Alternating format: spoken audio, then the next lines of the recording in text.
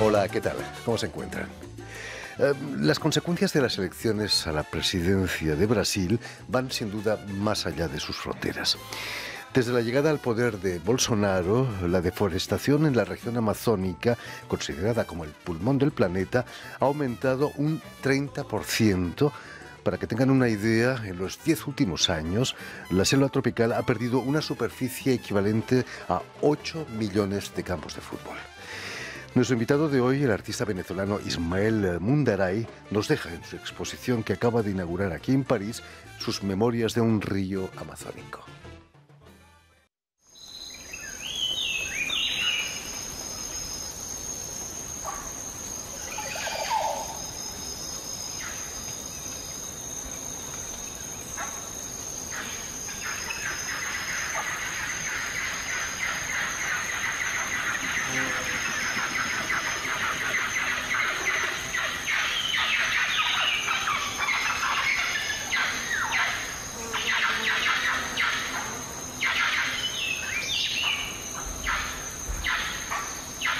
Y para hablarnos de esta exposición en la Galería Meyer Zafra, aquí en París, pero también de su trayectoria en el mundo del arte, Ismael Mundaray ha sido tan amable de venir a nuestros estudios. Muy buenas tardes, Ismael. Muy buenas tardes, Jordi. Gracias por la invitación. Gracias por haber aceptado nuestra invitación.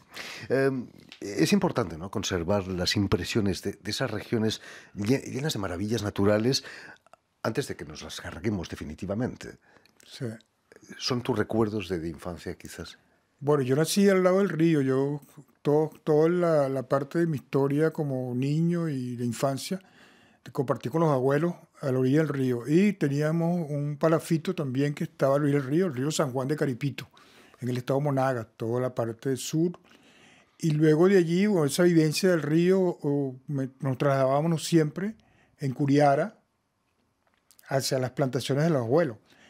Y un momento de esto, mi papá se mudó a San Félix, Puerto Ordaz, y el río Orinoco está en el propio sitio donde viví esa experiencia con el Orinoco, además de haberlo vivido con los indios guaraos, todos los guaraos y todos los indígenas de ese sector de Monagas. Me concentré un tiempo allí con mi papá y visité todo ese sector de Barrancas, toda la parte que corresponde a los castillos hacia el Bajo Orinoco. Todo ese sector maravilloso que viví durante toda mi niñez y mi adolescencia. ¿Qué representaban para ti esas poblaciones indígenas? ¿Teníais contacto con ellos?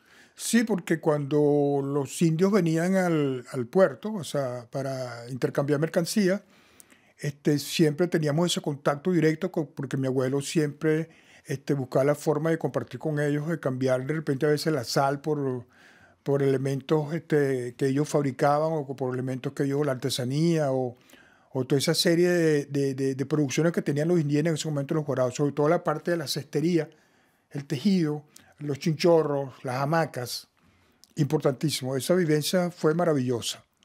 Es un paisaje maravilloso, Carapito, pero al mismo tiempo manchado por el petróleo, ¿no?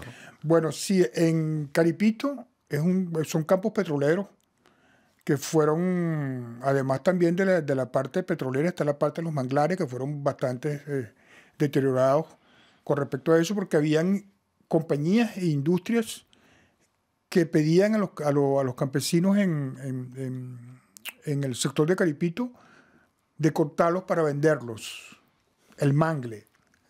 Y además de la polución o de la contaminación del petróleo, eso poco a poco se fue deforestando. Por eso que tú ves en mi obra algunas obras también que yo no puse en esta oportunidad, que hablan de esa parte deforestada y esa parte de ese paisaje carcomido por la erosión y por cómo el petróleo tuvo esa influencia sobre el deterioro de las zonas y las costas de los ríos, las ribas de los ríos. Terrible. La ecología no estaba a la orden del día. En ese momento no, pero ya, claro, uno vive eso porque yo lo viví directamente, porque yo cuando atravesé el río para ir a buscar plátano o la parte que corresponde a una yuca, o del otro lado del río tenía el conuco la abuela, me impregnaba de petróleo para atravesar el río hasta la otra orilla del río.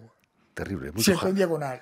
Mucho jabón hacía falta Sí, para limpiarse eso. así es. Aunque la espiritualidad de los pueblos amerindios pasa por el respeto a la naturaleza, ¿no? Ellos sufrieron también mucho Sí, porque por eso es que se crea esa parte de que el indígena viviendo todo eso, mm, a veces buscaba la forma de salir de allí e irse al pueblo de Caripito a vivir con nosotros, porque era una forma más apropiada para ellos de conservar un poco la vida, pues, porque la contaminación del río era enorme. En esa época, imagínate cómo estará ahora. terrible, ¿no? Eh, ¿Qué ha quedado de esas creencias de los amerindios ahí en la Venezuela actual? ¿Hay una espiritualidad, un sincretismo que se ha hecho presente? Sí, sí, claro, eso existe desde la niñez, porque mis antepasados, o sea, mi bisabuela era de origen indígena y conservaban siempre esa espiritualidad y esa convivencia de esa parte de la convicción indígena con nosotros, ese sincretismo religioso o ese sincretismo de la vida del indígena con todas esas personas que venían diferentes a ellos, pues, que le decían las nuevas tribus, algunos. Sí.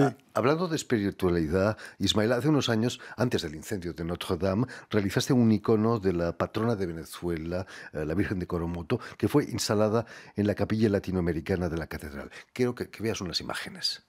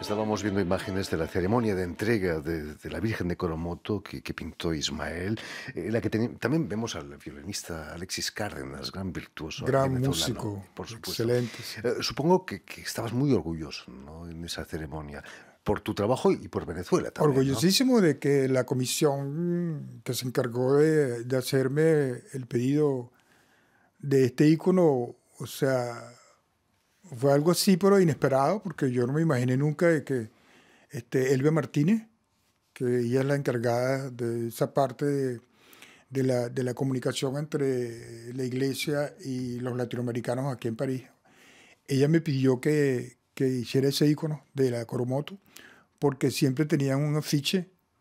Entonces ella no quería seguir mostrando un afiche, sino quería mostrar una obra de un artista venezolano. Y bueno, tuve esa experiencia con ella de mostrarle y decirle, bueno, mira, yo lo voy a hacer y cuando esté lista te invito a que vengas al taller para que la pruebes. Y así pasó, pasaron 1 mes y medio, 2 meses, 3 meses trabajando. Y Elvia Martínez vino al taller y yo, esa es. Te quedó maravillosa y entonces a partir de allí... Fue para ti, Ismael, un desafío, ¿no? No, tu pintura no es precisamente realista. Sí, o sea, fue un desafío porque yo no soy realmente un artista figurativo, realista o buscar la forma de trabajar la figuración humana y nada. Simplemente, bueno, que me concentré a hacerlo y creo que lo logré. Y la prueba es que ella está allí, que ella es la única que sabe cómo lo hice, pero salió. Por cierto, ¿qué pensaste cuando te diste cuenta que se estaba quemando Notre Dame? Bueno, ¿Pensaste mira, en tu Coromoto, inmediatamente salí del taller corriendo hacia la isla San Luis y ahí me paré de este lado donde está el Bertillón, los helados Bertillón, y ahí observé lo que estaba pasando y yo no aguanté, o sea, las lágrimas se me salieron de ver que la catedral se estaba quemando y que dentro de la catedral había también mi obra. Sobrevivió, creo. Sobrevivió, la obra salió, pudieron sacarla y está en custodia ahorita en el Museo del Louvre. La tienen en custodia hasta que la catedral sea recuperada y que sea ya restaurada definitivamente. Ya será otro evento para meter de nuevo a la Virgen de Coromoto, Nuestra Dama, a la capilla de la América Latina. Esperemos que sea lo más pronto posible. Sí. Allí en Caracas vas a estudiar en la Escuela de Artes Visuales Cristóbal Rojas, grabado, me decías primero, y vas a dar clases en la Escuela de Artes Plásticas La Martinica. Sí. Cuéntanos, ¿dejas la docencia para venir a París? ¿Qué es lo que hace que... Bueno, mira, yo comencé mis estudios con una beca. Me vine a Caracas, estuve becado en la Facultad de Ingeniería. Y la Facultad de Ingeniería, yo sentí la necesidad de que yo quería hacer arte. Y me fui a la Escuela de Artes Plásticas Cristóbal Rojas de Caracas y entré en la parte de todo lo que es la creación con respecto al grabado. El grabado. Y conseguí un maestro muy, muy bueno que ya se nos fue, que el maestro Luis Chacón, y estuve con él trabajando como 6 meses. Y luego tomé a otro maestro que se llama Valenzuela, que también estuve con él, y a partir de allí, bueno, eso continuó con premios, cosas que fueron ocurriendo en el transcurso de que yo iba ejerciendo la práctica del grabado. Pero al mismo tiempo hacía también la Facultad de Ingeniería. Y en un momento determinado decidí dejar todo eso, con la tesis y todo, y dedicarme completamente al arte. Y a partir de allí fue una cosa natural en mí de afrontarme al arte y vivir de él. ¿París era tu meta, venir a trabajar? Bueno, París viene después porque con mi presencia en la Bienal de La Habana, vuelve esa parte porque yo estuve becado con María Escarlata de Ayacucho. Entré por Niza, aquí en Francia, en esa época, y estuve en las escuelas en Toulouse, estuve en la Universidad de Toulouse, estuve en Pau, estuve en varias ciudades del universitario. Pues. Y regresé a Venezuela, pero después me volví hacia París con la idea, después de haber conseguido la Escuela de Arte de Martinica, me regreso a París y ahí comienza todo ese leitmotiv que me permitió con el Orinoco conquistar un poco mi galería en la Rue Torigny en París y luego de allí el Gran Palais con la FIAC en el Gran Palais. Imagino que París te llenó artísticamente, pero quizás fue la nostalgia, ¿no?, de los paisajes venezolanos lo que te lleva a abordar ese universo en tu proyecto del Orinoco al Sena, por ejemplo. Yo después que yo terminé un poco, no creo que terminé, sino que me dije, tengo que hacer algo diferente, voy para París. Y la parte del Orinoco lo dejé un poco de lado y comencé a hacer un trabajo sobre el objeto que me permitió trabajarlo durante unos 8 o 10 años con el objeto. Pero yo sé que detrás de ese objeto había un paisaje que me decía, bueno, ¿y por qué no trabajarlo? Entonces empecé a trabajar un paisaje que yo lo llamé el paisaje inventado, el paisaje imaginario, porque todo lo que estaba detrás de esos objetos eran paisajes imaginarios. Y a partir de allí yo dije, ¿por qué no volver de nuevo al Orinoco o al Amazonas, pero con un planteamiento diferente al proyecto Orinoco, pero que la gente pueda sentir de que detrás de eso hay un trabajo también de investigación que permite al público sentirse dentro de él, o sea, desde el punto de vista poético y espiritual. Entonces, en eso me concentré a trabajar estos últimos años sobre el Amazonas venezolano. Estas memorias del río que estás exponiendo son más auténticas que una pintura realista, ¿no? Quizás. Bueno, esa parte de ese realismo que a veces se mezcla con abstracción y el realismo del paisaje es porque dentro de ti, cuando estás creando, hay una cosa que entra. Es como que tú tienes un espíritu, pero entra otro espíritu que te hace hacer eso que tú haces, que a veces no puedes controlar.